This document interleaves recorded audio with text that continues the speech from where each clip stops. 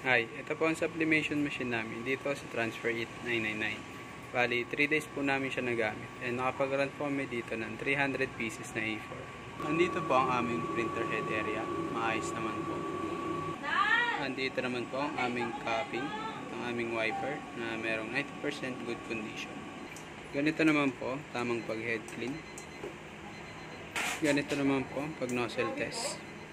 Ito naman po ang aming test print.